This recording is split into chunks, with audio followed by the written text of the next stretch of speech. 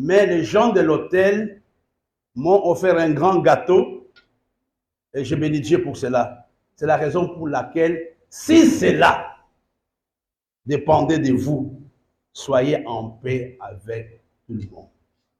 Amen.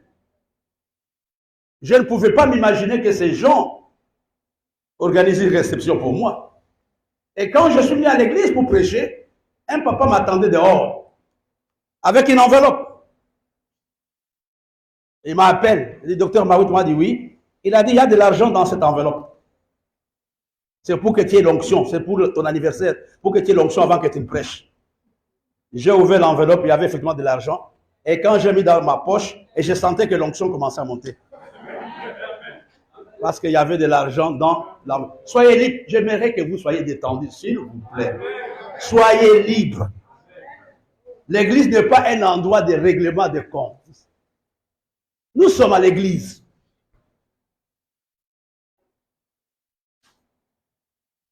À quoi bon de quitter la cité pour venir être triste à l'église? Ça n'a pas de sens. Alors, on m'a donné cet argent.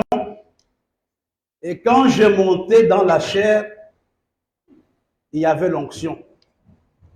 Et quelqu'un m'a demandé à la fin, on dirait que c'est ta dernière prédication. On m'a dit, mais pourquoi? Il a dit, tu as donné ton cœur pendant la prédication. On m'a dit, mais vous ne le savez pas parce qu'il y avait de l'argent dans la poche.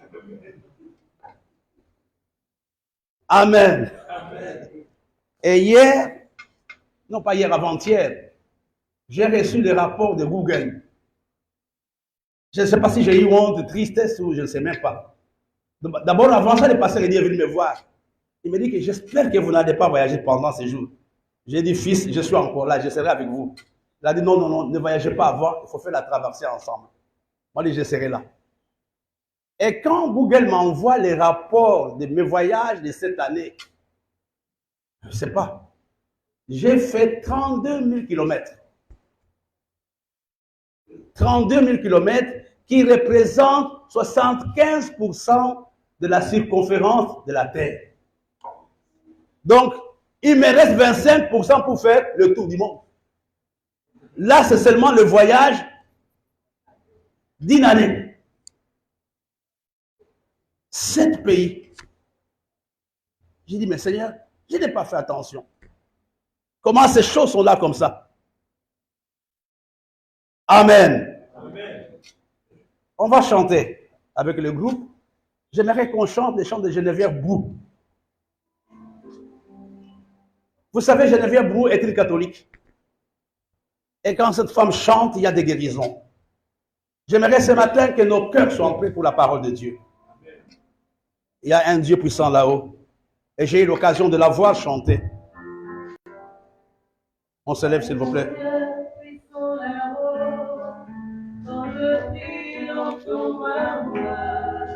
C'est un Dieu puissant là-haut. Quand je prie dans ma voix, c'est un Dieu puissant là-haut. Quand je prie entends ma voix, c'est un Dieu puissant là-haut. Quand je prie entends ma voix, oh Dieu, très haut, que tes yeux sont admirables. Dieu puissant là-haut, quand je prie dans ma voix, oh Dieu, très haut, que tes yeux sont admirables. Et un Dieu puissant là-haut, quand je prie dans ma voix, Dieu puissant là-haut. Quand je prie dans ma voix, Dieu puissant là-haut. Quand je prie dans ma voix, il me dit mon enfant, je t'ai le beau. Ton roi et ton ami, garde toi et le puissant.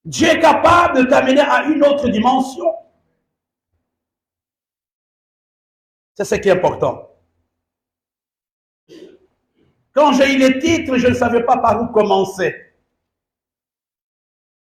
Et pendant 2 jours, pour les quelques personnes qui passent chez moi à la maison, ils m'ont trouvé très pensif. Parce que j'ai préparé la réunion de ce dimanche. Je prie que Dieu parle à quelqu'un. On va lire un texte dans le livre d'abord. Je vous donnerai quelques textes.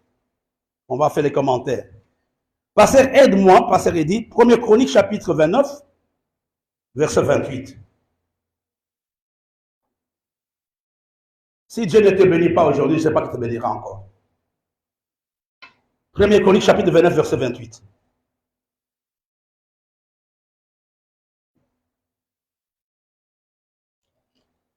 Il mourut dans une heureuse vieillesse. Mais à la place, David. David mourut. David, fils d'Isaïe, régna sur tout Israël. Le temps qu'il régna sur Israël fut de 40 ans. À Hébron, il régna 7 ans. Et à Jérusalem, il régna 33 ans. Il mourut dans une heureuse vieillesse, assasié de jours, de richesse et de gloire. Et Salomon, son fils, régna à sa place. Merci, pasteur. La Bible nous dit que David mourut dans une heureuse vieillesse, rassasié de jours, de richesse, de gloire, et Salomon, son fils, régnant à sa place. Tout le monde aimerait avoir la mort comme celle de David. La Bible nous dit qu'il mourut dans une vieillesse heureuse. Quand nous lisons dans la parole de Dieu, nous voyons la vieillesse heureuse est appliquée seulement à 3 personnes dans toute la Bible. Cette expression est appliquée à Abraham, elle est appliquée à Gédéon, elle est appliquée à David. Tu sais, ce matin, la question que tu dois te poser, c'est la question que je me pose. Comment je quitterai cette terre? Comment je vais mourir? Qu'est-ce que les gens vont retenir de moi? Est-ce que les gens auront honte en citant mon nom? Ou les gens seront tristes ou contents en citant mon nom? Mais la Bible nous dit que David mourut dans une vieillesse heureuse. En hébreu, cette expression suppose 5 choses. La vieillesse heureuse suppose d'abord sans regret ni remords. Ça, c'est la première expression. Finir sa vie sans regret ni remords.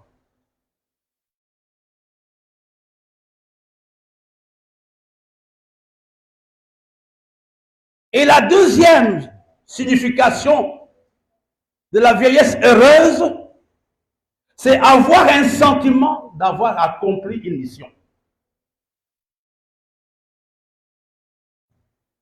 C'est à cela que Dieu nous appelle l'Église. Avoir un sentiment d'avoir accompli quelque chose au Rocher, au Cameroun.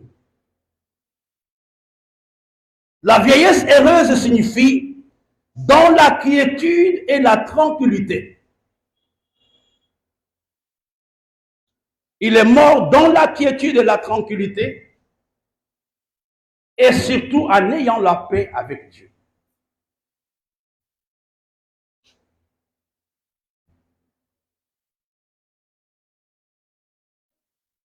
La vieillesse heureuse signifie avoir le sentiment de satisfaction personnelle.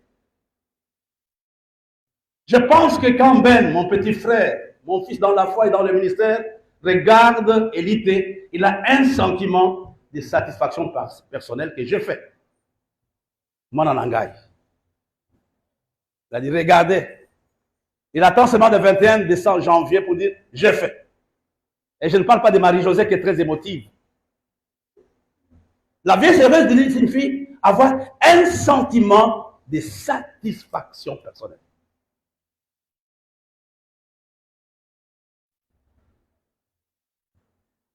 Et des fois, on n'a pas ce sentiment de satisfaction personnelle. La vieillesse heureuse signifie avoir une joie à cause de l'approbation divine. C'est dans ces conditions que cet homme est mort. La prière que tu peux faire, que je peux faire, c'est de dire, Seigneur, j'aimerais mourir comme David.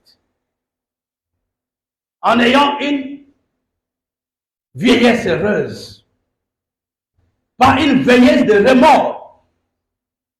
Pourquoi j'ai fait ceci? Pourquoi j'ai fait cela? Comme aujourd'hui, souvent on dit en français, si je devrais les refaire, je les referai encore. David est mort dans la joie, avec une vieillesse heureuse. Chacun d'entre nous souhaiterait, aimerait avoir une fin comme celle de David. La Bible ajoute même que c'est son fils Salomon qui régnant, Salomon son fils régnant à sa place. Et c'est là où commence mon message.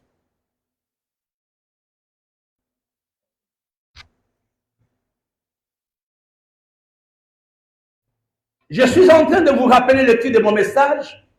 Après le chèque, il y a une vie. Quand nous lisons toutes ces choses, nous pouvons comprendre qu'il y a une vie après le chèque. David, allons dans le livre de, je pense, Actes chapitre 22, je crois, j'espère que c'est ça. Si ce n'est pas ça, vous allez m'excuser. Acte 22.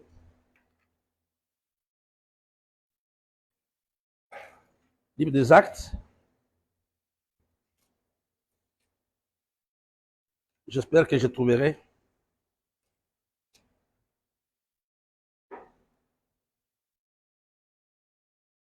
Bon, en tout cas, ce n'est pas important. Si je ne trouve pas, je vous le donnerai. Quand nous lisons cela, donc, Acte 22, là où il dit, selon l'homme, il a fait toute ma volonté, j'ai trouvé un homme selon mon cœur. Acte 22, c'est combien? C'est verset 23, mais je ne sais pas de quel verset.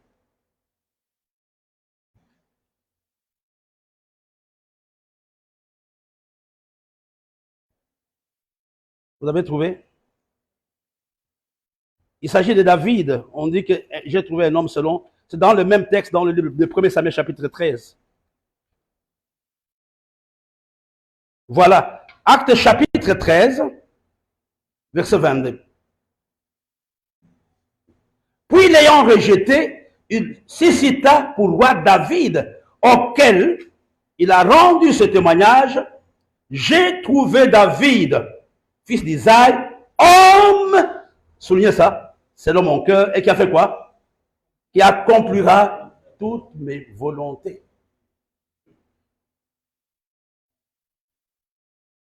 C'est le témoignage de Dieu qui parle de David comme un homme selon son cœur. Mais David a gaffé. David a échoué, a fait l'échec. C'est quoi le mot échec? Et si vous voulez, on va aller dans le livre d'abord de 2 Samuel.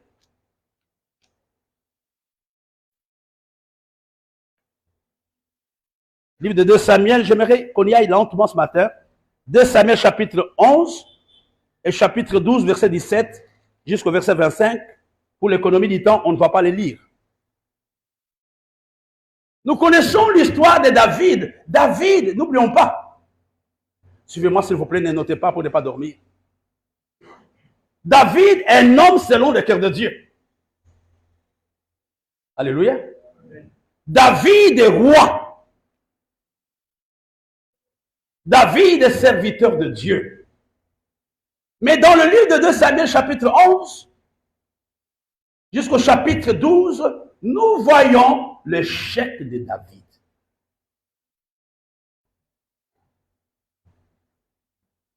D'abord, avant de revenir à l'échec de David, j'aimerais vous donner la définition du mot échec. Échec signifie état ou condition dans lequel l'objectif désiré n'a pas été atteint. L'échec signifie tout simplement que l'objectif que je souhaite, que tu souhaiterais, que tu as prévu, n'a pas été atteint. C'est ça le mot échec. L'échec aussi est un sentiment qui surgit après regret. Je me rappelle l'ancien président de la RDC, dans son dernier interview, il avait dit, j'ai le regret, j'ai échoué de ne pas changer la mentalité des Congolais. C'était son échec le plus grand. Et je n'ai pas réussi à changer la mentalité des Congolais. L'échec, c'est une situation dans laquelle la chose que tu désirais, l'objectif que tu poursuivais n'a pas été atteint. Et quels sont les synonymes du mot échec? C'est la défaite. Quels sont les synonymes du mot échec? C'est la faillite. Quels sont les synonymes du mot échec? C'est la déroute. Quels sont les synonymes du mot échec? C'est l'accident. Quels sont les synonymes du mot échec? L'insuccès. N'oublions pas que David était un homme selon le cœur de Dieu. Il était là pour glorifier Dieu. Il était là pour sauver, pour protéger sa population.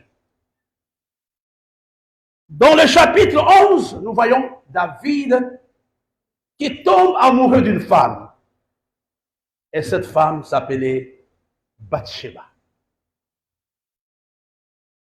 Cette femme appartenait à un des plus proches collaborateurs, garde-corps de David.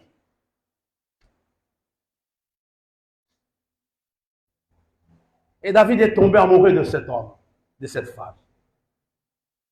David vient d'avoir le premier échec. Tombé amoureux d'une femme qui n'était pas sa femme. Tombé amoureux d'une femme qui était la femme d'un de ses collaborateurs. Et quelque temps après, cette femme est venue voir David en disant, hé, messieurs, son Excellence, Sa Majesté, je suis enceinte. David est surpris. L'échec souvent est quelque chose de privé. L'échec se fait en secret, mais les conséquences sont publiques. David dit, mais on va arranger ça. N'aie pas peur. Il appelle Uri. Uri arrive, et David le reçoit, il doit la manger, il mange. Il dit, aujourd'hui, il faut que tu ailles dormir chez toi. Uri refuse. Il a dit, je ne peux pas aller dormir chez moi. Quand je pense que mes compatriotes, mes compagnons d'armes sont encore au front, il a passé la nuit à la porte de la maison de David, au palais royal. Il était content en disant, certainement en rentrant, comme ça fait beaucoup de jours qu'il n'a pas touché sa femme, il va toucher et on va lui impliquer la grossesse. Il refuse. Le premier échec de David, il prend la femme de quelqu'un. Il est dans l'adultère.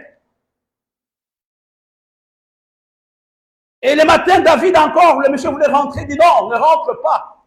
Reste, on va un peu manger encore ici. Même ce jour-là, il n'est pas rentré. Et David prépare le deuxième échec.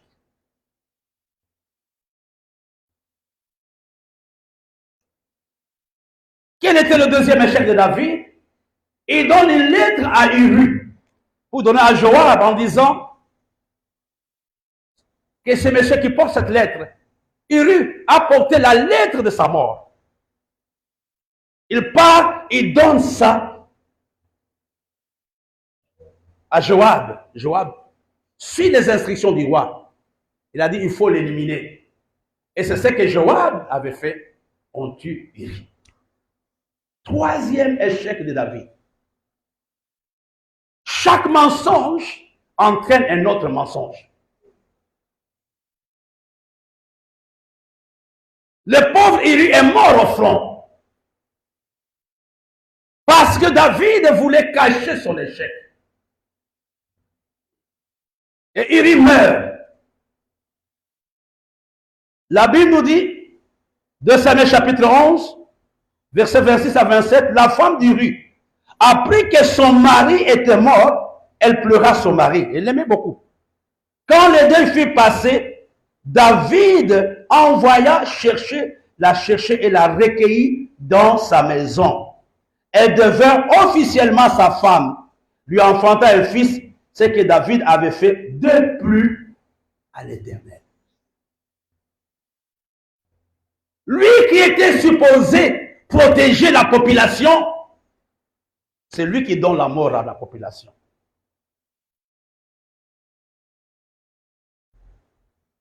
Parce que n'oublions pas que David est un homme selon le cœur de Dieu.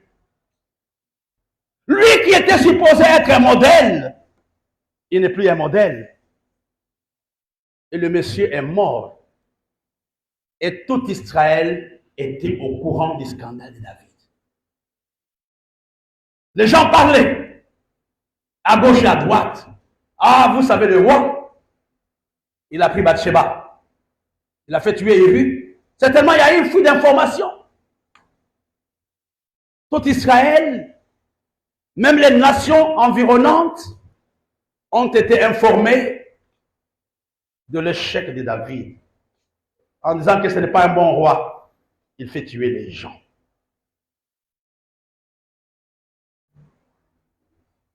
Les gens ont parlé. Même sa femme a été affectée par ça. Quand elle allait dans les supermarchés, on disait, regardez, la femme d'un homme adultère. Et ses enfants au lycée, on les doigtait que leur papa, le roi, n'est pas sérieux. À cause de ce qu'il a fait. Et David était un homme indexé. J'aimerais reprendre en disant que c'était un homme selon le cœur de Dieu. De quoi je parle maintenant? L'échec n'épargne personne. Quelle que soit la grâce que vous pouvez avoir, vous pouvez échouer. Ne dis pas que ça n'arrive qu'aux autres. Ça ne m'arrivera jamais. Il y a des moments où il faut apprendre à se taire et à baisser la tête. Ça t'arrivera aussi peut-être.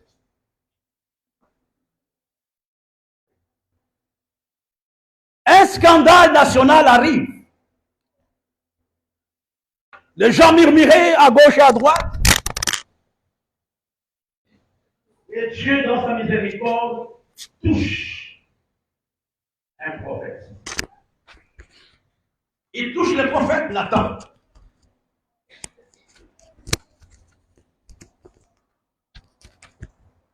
Il touche le prophète Nathan en disant, va et parle à David. Frère, j'aimerais nous dire, on ne cessera jamais de nous dire cela. Notre vie chrétienne est réglée pas par notre sagesse, elle est réglée par la parole de Dieu. On peut être intelligent, universitaire, avoir 50 ans, et même siéger au palais des congrès ou au deuxième palais, mais sans la sagesse de Dieu. On peut avoir une grande éloquence. On peut juger les affaires des gens de la cité, mais cela n'est pas suffisant pour dire que je vais conduire l'église avec la sagesse que j'ai. Nathan part trouver David avec les mots exacts. Il raconte l'histoire de deux personnes. Une personne qui avait un seul mouton et une autre qui avait plusieurs moutons. Et celui qui avait un seul mouton Celui qui avait plusieurs moutons a pris le seul mouton qui appartenait à l'autre. Alléluia. La Bible nous dit au deuxième chapitre de Samuel, 12e chapitre de Samuel, chapitre 12, verset 5, la colère de David s'enflamma violemment contre cet homme. Il dit à Nathan, l'Éternel est vivant, l'homme qui a fait cela mérite la mort. Souvent, on est prompt à juger les autres. Et souvent, on ne se juge pas soi-même. On est prompt à dire, non, vous n'avez pas fait ça, vous devrez faire ceci et cela, mais on ne se remet pas souvent en cause soi-même.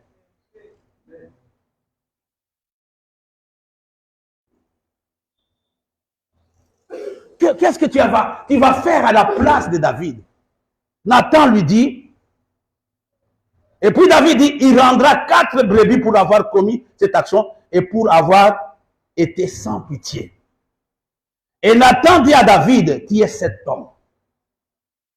Ainsi parle l'Éternel, le Dieu d'Israël, je t'ai oint roi sur Israël et je t'ai délivré de la main de Saül.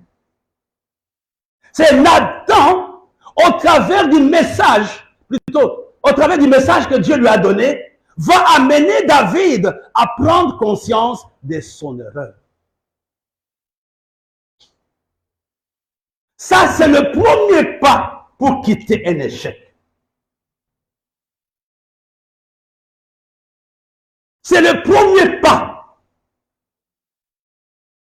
pour surtout sortir d'une situation délicate et difficile. Et Nathan lui parle. Pourquoi donc as-tu méprisé la parole de l'Éternel en faisant ce qui est mal à ses yeux? Tu as frappé de l'épée le Uri les siens, tu as pris sa femme pour en faire ta femme, et lui tu l'as tué par l'épée des fils d'Amon.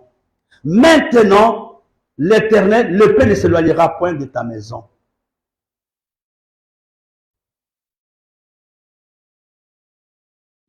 Les dés étaient jetés.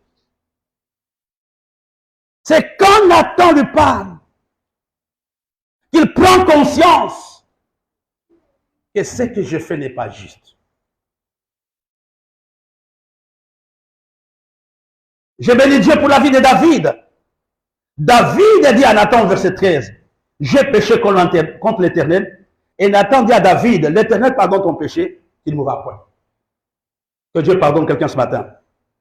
Mais parce que tu as fait cela, les ennemis de l'Éternel commettront cette action, le fils qui était né mourra. Dieu tue l'enfant de la relation de Bathsheba et de David. L'enfant est mort. C'est lors de cet entretien de David et du prophète Nathan que David va écrire le psaume 51. C'est au cours de cet entretien. Vous savez, frère, par la petite expérience que j'ai comme pasteur, jamais cherché à se justifier. Jamais cherché à s'excuser. C'est règle le problème avec Dieu. Les hommes peuvent t'accuser, les hommes peuvent te doiter, c'est rien. Mais ce qui est important, c'est de revenir dans la présence de Dieu seul.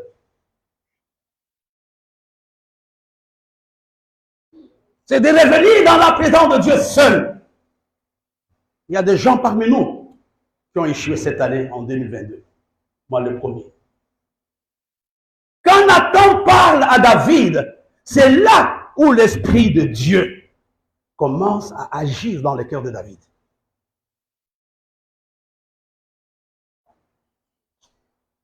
Nous ne sommes que des hommes. Nous n'avons aucun droit de nous juger. Nous n'avons aucun droit de nous accuser. Mais la chose la plus importante, c'est chacun qui doit veiller sur sa conduite devant Dieu. Même les gens qui dorment dans le même lit ne seront pas jugés de la même façon. Dieu ne va jamais imputer le péché de Marie-Thérèse à Martin et vice-versa. David prend conscience, frère, l'échec est quelque chose de personnel. Il ne faut pas en faire une affaire d'État. C'est une affaire personnelle. C'est David qui a couché avec Bathsheba. Dieu n'a pas touché au royaume, Dieu a laissé le royaume. Mais l'enfant de David est mort.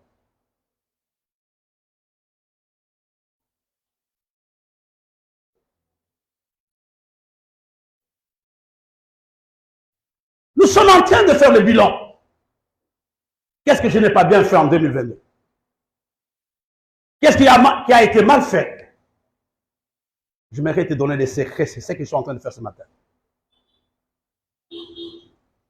David est troublé.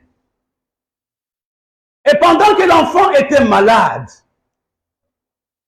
David a organisé un temps de jeûne et prière. Mais les jeûnes et prières de David ne pouvaient pas avoir des effets avant sa repentance. Ce n'était pas possible. La repentance, elle est différente de la compensation. Il y a des choses que je peux faire pour calmer ma conscience, mais ce n'est pas suffisant. Il faut régler les choses avec Dieu.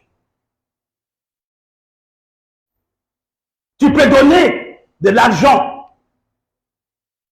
Je me rappelle quand on était des jeunes, des fois on découchait. Le matin, on venait avec beaucoup de cadeaux pour donner à la femme. Pour que Mnolo ne se fâche pas. Mais là, le tort a été causé. Jusqu'à ce que je le dise à Nil Kosea. Je te demande pardon. C'est pendant l'entretien de David et de Nathan, on va le lire après, que David compose le psaume 51. La première chose devant le chèque, il faut chercher la présence de Dieu. David n'a pas appelé l'état-major. David n'a pas appelé son armée. David est rentré dans la maison de Dieu pour régler sa vie avec Dieu. Allons ensemble, on va revenir à ça après. Allons dans les deux psaumes 51, on va les réciter ensemble. On peut les lire ensemble, si vous voulez. Vous voulez qu'on les lise ensemble ou bien on va laisser rien les lire? Qu'est-ce que vous souhaitez? Qu'on les lise ensemble. Ah. Mon frère est très actif, James.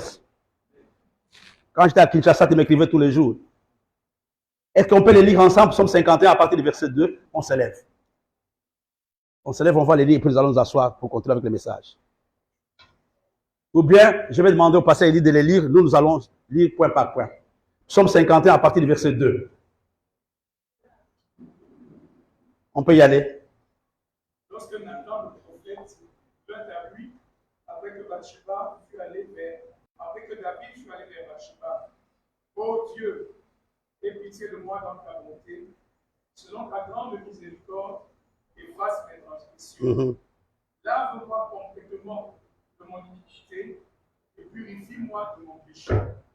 Car je reconnais mes transgressions et mon péché est constamment devant moi. J'ai péché contre toi seul et j'ai fait ce qui est mal à tes yeux, à sorte que tu seras juste dans ta sentence, sans reproche dans ton jugement. Voici, je suis né dans l'iniquité et ma mère m'a conçu dans le péché. Mais tu veux que la vérité soit au fond du cœur. Fais donc pénétrer la sagesse au-dedans de moi. Purifie-moi avec l'hysope et je serai pur. Lave-moi et je serai plus blanc que la neige. Annonce-moi l'allégresse et la joie, et les eaux que tu as brisées se réjouiront. Détourne ton regard de mes péchés, efface toutes mes iniquités. Ô Dieu, crée en moi un cœur pur, renouvelle en moi un esprit bien disposé. Ne me rejette pas loin de ta face, ne me retire pas ton esprit saint. Rends-moi la joie de ton salut, et qu'un esprit de bonne volonté me soutienne. J'enseignerai tes voies à ceux qui les transgressent, et les pécheurs reviendront à toi.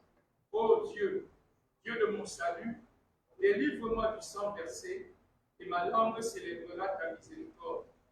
Seigneur, ouvre mes lèvres, et ma bouche publiera ta louange.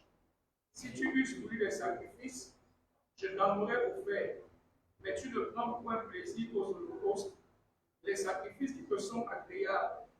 qui sont agréables à Dieu, c'est d'un esprit brisé. Ô Dieu, tu ne dédaignes pas un cœur brisé et compris. Répands pas ta grâce des bienfaits sur Sion, bâtis les murs de Jérusalem. Alors tu agréeras des sacrifices de justice, des holocaustes et des victimes tout entières. Alors on offrira des taureaux sur ton autel. Amen. Regardez, après le péché de Bathsheba, de David avec Bathsheba, le trône n'était pas important pour David. Ce qui était important pour David, c'était sa relation avec Dieu.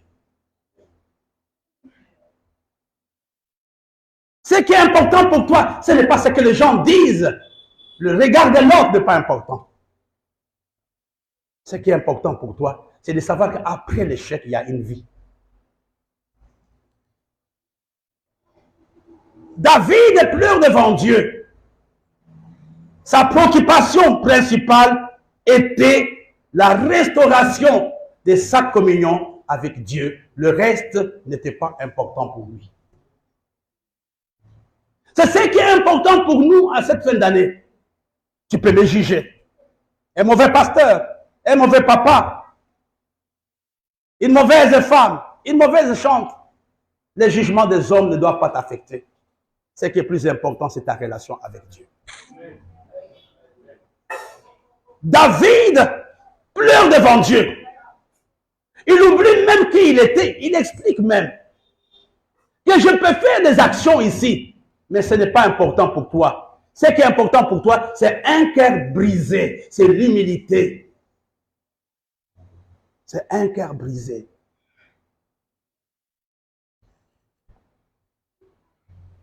Et des fois, nous avons l'impression qu'on n'est pas en paix. Ce n'est pas quelqu'un qui nous met dans cette position. C'est Dieu seulement qui t'envoie la larme pour dire, reviens à moi. Réconcilie-toi avec moi. David pleure devant Dieu. Il dit, ne me retire pas ton Saint-Esprit. Il n'a pas dit, ne me retire pas ton trône. Il n'a pas dit que mon enfant ressuscite. Il n'a pas dit, je vais continuer à être roi. Il a dit, ne me retire pas ton Saint-Esprit. C'est la chose la plus importante. Seigneur, ma relation avec toi, elle est plus importante que le jugement de Barthélemy, de maman Elali ou de maman José. Dieu est un Dieu qui aime les hommes.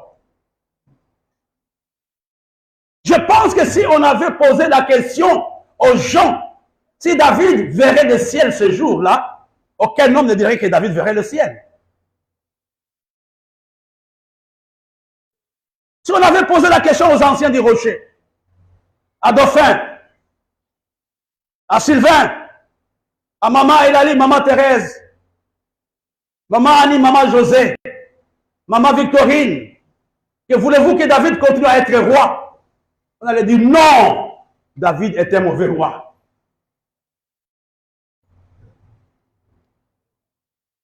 La force de David était dans la sincérité de sa repentance. C'est quand il est venu devant Dieu en disant ne me retire pas ton Saint-Esprit. C'était la force de cet homme. Nulle part nous voyons David expliquer à ses notables que c'était un moment de faiblesse. Il n'a pas expliqué ça. N'explique pas les causes de ton échec. Assume ton choix. Assume le cause de ton échec. Et laisse Dieu lui-même te conduire. C'est la bonne attitude que David avait. Il n'a pas dit non. Bathsheba était très belle. Je ne pouvais pas résister. Mais David a dit, pardonne-moi. Pardonne-moi, Seigneur. Après l'échec, mon frère et ma soeur, il y a une vie. David organise un temps de jeûne et prière pour que le fruit de son amour avec Bathsheba ne meure pas. Malheureusement, la prière de David n'a pas porté de fruits escomptés. Dieu avait promis qu'il allait tuer l'enfant et Dieu l'a fait. L'enfant est mort. Et les gens avaient peur de dire à David que l'enfant était mort. J'aimerais dire à quelqu'un, sans la parole de Dieu, tu ne peux pas t'en sortir. Si Nathan n'était pas là, il n'y aurait pas une deuxième vie de David. Il fallait la présence de Nathan. Dieu met de Nathan dans notre vie. Ce n'est pas pour nous humilier, c'est pour nous ramener à une autre vie.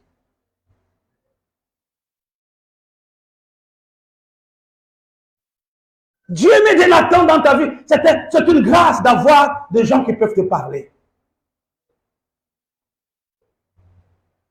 C'est une grâce de pouvoir trouver des gens qui peuvent t'aider à sortir de la situation dans laquelle tu te trouves. David ne pouvait pas voir. L'amour l'avait aveuglé. Le mouniengue de Bathsheba l'avait troublé. Mais Nathan est venu dire, hé papa, tu as tué quelqu'un pour cette femme.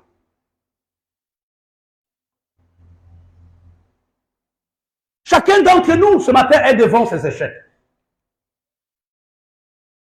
Sur le plan professionnel, familial, social. Un jour, ce n'est pas avec beaucoup de joie que je vous dis ça. C'est un témoignage personnel que je vous donne. C'est avec beaucoup de honte et de tristesse que je vous dis ça. Je grondais mon dernier fils, Gad. Il fallait à l'église, il faut faire ceci et cela. Un jour, il est venu dire, papa, c'est ta faute. Moi, je dis, mais il ne savait même pas que passer. À 28 ans, il ne savait pas comment faire le pantalon. Il a dit, j'ai grandi loin de l'amour du Père. Tu m'as laissé quand j'avais 3 ans. Et c'est là où j'ai pris conscience. Et c'était ma faute. Je me suis mis à pleurer. Je dis à Dieu, Seigneur, sauve mon fils. Quand je me suis mis à pleurer, il a commencé à pleurer. Une semaine après, il est venu me voir, certaines personnes le savent. Il dit, papa, baptise-moi maintenant. Et j'ai rempli l'eau dans la salle de bain, je l'ai baptisé. Aujourd'hui, il est né de nouveau. Il y a des moments où il faut assumer son échec. Il y a des moments où il ne faut pas chercher un bouc émissaire.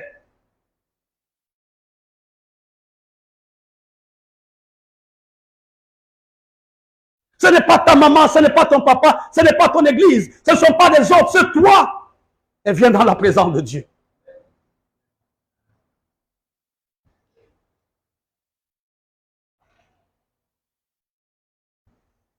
Quand mon fils m'a dit, j'ai grandi loin de mon père, j'étais désarmé. C'est mon dernier garçon. Je pouvais dire, Dieu m'a envoyé en mission au Cameroun. Je pouvais dire, je n'avais pas l'argent pour le billet. La seule chose que j'ai fait, c'était de pleurer. Et Dieu avait vu mes larmes.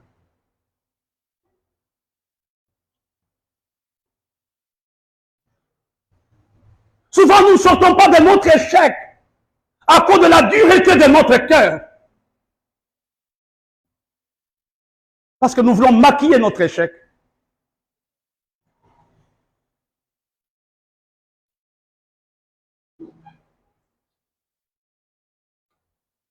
Plus d'une fois, j'ai pleuré devant Dieu pour mes situations personnelles.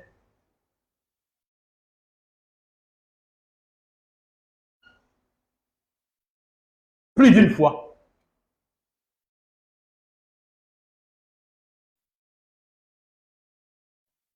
Il n'y a pas de solution quand on ne revient pas à Dieu.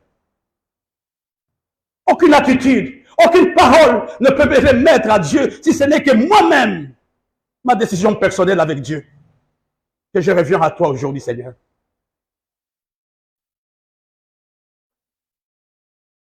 Quand on a parlé à David, il est parti dans la maison. N'oublions pas qui il était. Il a oublié ce qu'il était. Il était roi. C'était un homme selon le cœur de Dieu. Je pense qu'avec nos présidents aujourd'hui, on allait mettre Nathan en prison. Et comment tu parles comme ça à sa majesté. Mais David a écouté les paroles de Nathan. David a écouté les paroles de Nathan. Il a écouté la voix de Nathan. Il a dit, j'ai péché. Il n'a pas demandé pardon à Nathan. Il est parti dans la présence de Dieu. C'est là où il s'est humilié. Qui suis-je pour juger quelqu'un? Qui suis-je pour choisir ceux qui seront au ciel et ceux qui ne seront pas au ciel? Qui suis-je pour boiter des gens? Je ne fais que la parole de Dieu. Je ne fais que la mission que Dieu m'a confiée d'être protecteur de l'Église. Le ciel ne dépend pas de moi. Le ciel dépend de toi. Tu peux prendre des décisions ce matin. De m'outrager. De me lapider. Nathan a eu le courage de dire la vérité à David. Il a dit, tu as pris la femme de quelqu'un. Nous pouvons sortir ce matin de notre échec. Aucun échec n'est définitif. Peu importe la taille de mon échec, je peux m'en sortir. Si David était fâché contre Nathan, sa royauté allait s'arrêter. Ton attitude peut arrêter ton appel. Ton attitude peut casser ton mariage, ton ministère, tes relations, ton business. Humilie-toi devant Dieu.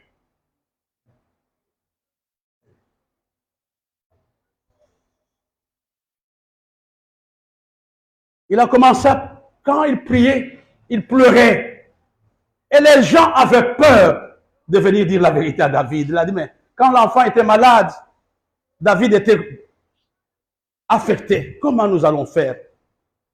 J'ai relevé cette chose, nous allons terminer par là. 2 Samuel chapitre 2 verset 20. J'aimerais que chacun souligne ça.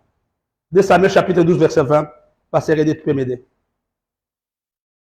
2 Samuel chapitre 12 verset 20. Alors David se leva de terre, il se lava, soignit, et changea de vêtements. Puis il alla dans la maison de l'Éternel et se prosterna. De retour chez lui, il demanda qu'on lui servît à manger, et il mangea. Amen. Regardez, David qui est en train de préparer une autre vie. La première chose que David fait, la Bible nous dit, David se leva de terre. J'aimerais dire à quelqu'un, lève-toi ce matin.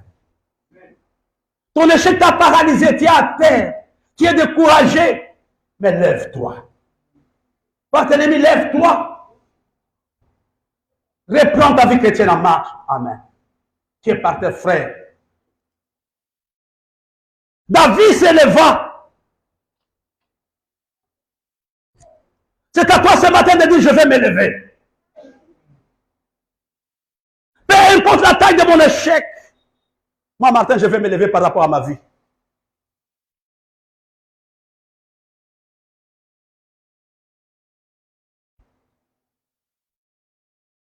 Vous savez, moi, j'étais très orgueilleux. Je ne sais même pas si j'ai fini. Ben, c'est déjà fini un peu. Hein? J'étais très orgueilleux. Tu ne pouvais pas me parler comme tu veux. Quand je suis parti aux États-Unis, on a prêché sur le thème « Les orgueils ne connaissent pas Dieu ». Après la prédication, je suis parti me réfugier dans la salle. On a envoyé les gens pour me chercher. J'ai dit, allez dire à l'orateur que vous ne m'avez pas vu. Heureusement, lui-même est venu, il m'a trouvé.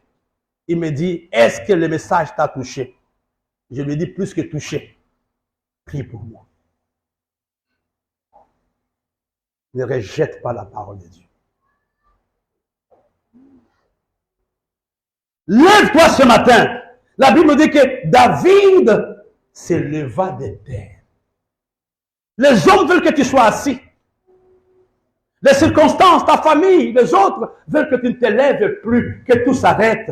Mais ce matin, prends la décision de te lever. David se leva. Et la Bible nous dit, il se lava.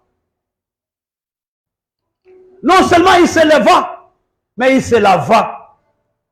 Se laver signifie quoi? c'est se repentir sincèrement devant Dieu. Seigneur, je n'ai pas atteint. Tu m'as appelé pour te glorifier. Tu m'as atteint pour donner. Tu m'as appelé pour faire ça, mais je ne l'ai pas fait. Pardonne-moi ce matin. David se lava. Alléluia. Vous savez, se laver, personne ne peut t'aider à te laver. Si quelqu'un commence à t'aider à te laver, tu es handicapé. Un homme normal se lave seul. Même si vous êtes à deux dans la salle de bain avec la femme, il y a un moment, c'est toi-même qui vas mettre les savons sur certains endroits. Ce matin, c'est toi qui dois te laver toi-même. C'est toi qui dois demander à Dieu, pardonne-moi. Je n'ai pas bien fait cette année. Je n'ai pas atteint ce que je devrais faire. Lave-moi. Et la Bible nous dit, non seulement il se lava, mais il soignit. Le nouveau français dit, il se parfuma. Ce matin, nous avons besoin d'un autre parfum dans l'église. Le parfum a trois significations. La prière, l'adoration et le sacrifice. Il se parfuma et la Bible ajoute, il changea de vêtements. Sommes-nous prêts ce matin à changer nos attitudes? Il nous reste 3 semaines. Les mêmes attitudes. Quand tu as les mêmes habits, quand tu as les mêmes attitudes, le même comportement, tu n'as pas encore compris qu'il y a une autre vie après l'échec. Vous savez, souvent, les gens qui se moquent des gens qui ont échoué, j'ai dit, un jour vous passerez par là.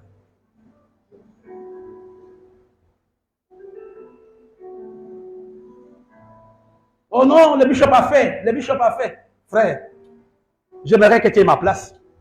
J'aimerais voir comment tu aimes. J'aimerais que tu aies la même possibilité. J'aimerais voir comment toi tu es spirituel. Change d'habit ce matin. Change d'attitude ce matin. Il changea de vêtements. Lisons ensemble la phrase suivante. À deux, une fois dit. Puis il alla dans la maison de l'Éternel.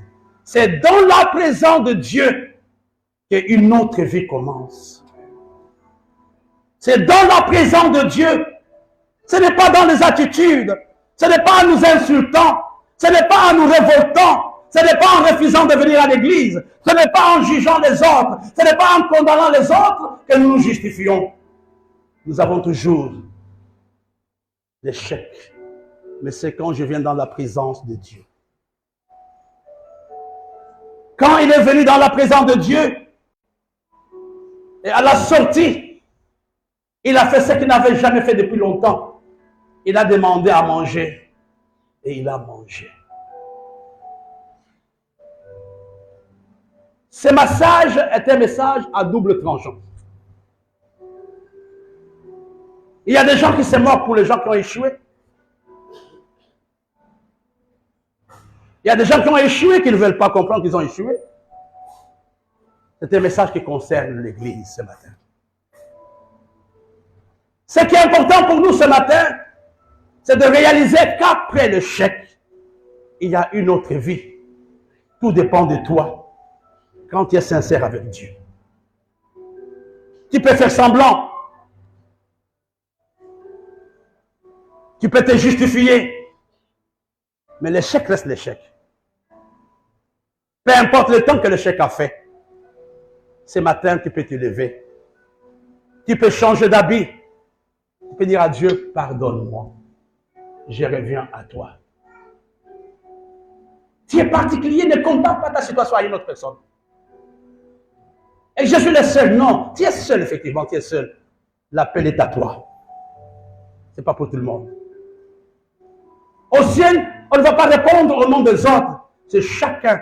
Même les jumeaux ne naissent pas au même moment. Je venais de lire il y a quelques jours. Je crois que c'était en Côte d'Ivoire, où deux jumeaux sont nés dans les 2 années différentes. Il y a un qui est né en 2021 à 23h30. L'autre est né le 1er janvier vers midi.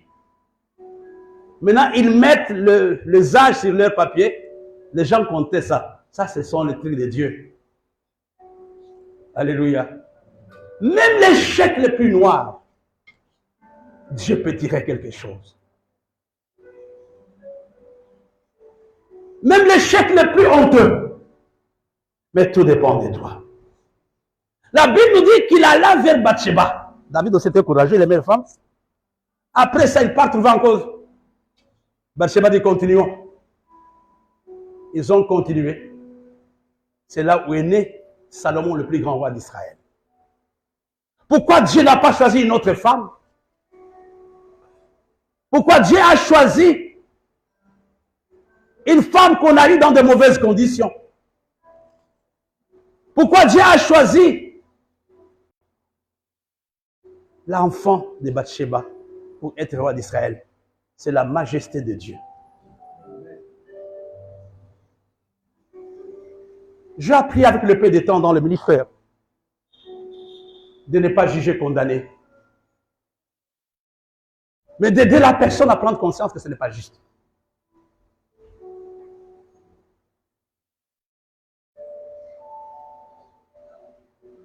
Salomon est venu d'un échec parce que son père était rentré auprès de Dieu. Ce matin, Dieu tend sa main vers toi.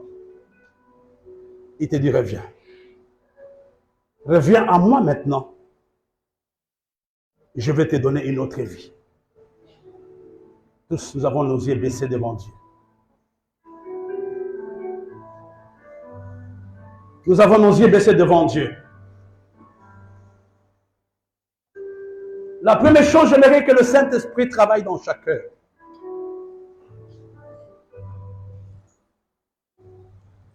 Nous sommes seuls à seul avec Dieu. N'essaie pas de camoufler, de te justifier, d'expliquer. Tu vas mentir du jour au jour et tu aggraves ta situation. Sois vrai devant Dieu ce matin. Sois vrai devant Dieu. Et Seigneur, j'ai péché. Seigneur, je n'ai pas bien fait. Seigneur, je n'ai pas honoré. Seigneur, je n'ai pas donné. Seigneur, je n'ai pas assisté. N'essaie pas de te justifier. Chacun devant Dieu. Pendant ce temps, je demande au pasteur Elie de prier.